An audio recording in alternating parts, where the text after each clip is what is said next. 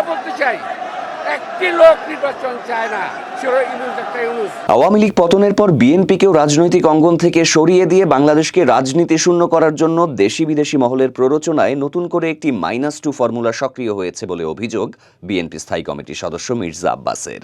সম্প্রতি এক সাক্ষাৎকারে তিনি গভীর উদ্বেগ প্রকাশ করে বলেন, সেন্ট মার্টিনস দ্বীপ, খাগড়াছড়ি সাজেক এবং নিউ মুরিং কন্টেইনার টার্মিনালকে কেন্দ্র করে অশুভ উদ্দেশ্যে কিছু মহল দেশের সার্বভৌমত্ব জাতীয় স্বার্থের বিরুদ্ধে ষড়যন্ত্রে লিপ্ত রয়েছে। বিভিন্ন রাজনৈতিক দল আসন্ন জাতীয় নির্বাচনকে ভিন্ন খাতে প্রবাহিত করে ওই চক্রান্তকারীদের ফাঁদে পা দিচ্ছে বলেও তিনি মন্তব্য করেন। আব্বাস মনে করিয়ে দেন, আগের -2 ফর্মুলা এসেছিল 1-11 সময়ে সেনা সমর্থিত তত্ত্বাবধায়ক সরকারের মাধ্যমে, আর এবার দেশি বিদেশি শক্তিগুলো ভিন্ন আকারে একই পরিকল্পনা বাস্তবায়নের চেষ্টা করছে। তার দাবি, সামাজিক যোগাযোগ মাধ্যম ও রাজনৈতিক প্রোপাগান্ডার মাধ্যমে বিএনপিকে অবিশ্বস্ত বা খারাপ শক্তি হিসেবে উপস্থাপন করার চেষ্টা চলছে। প্রশাসনের ভেতরের আওয়ামীপন্থী ব্যক্তি ও কিছু রাজনৈতিক আদর্শিক গোষ্ঠী এখনও সক্রিয়ভাবে বিএনপিকে দুর্বল করার চেষ্টা করছে।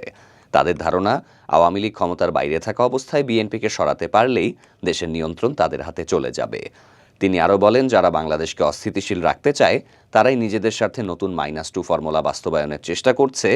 1-11-এ এটি একভাবে এসেছিল, এখন আওয়ামী লীগ ক্ষমতার বাইরে থাকায় নতুন করে -বিএনপি ফর্মুলা চালানো হচ্ছে।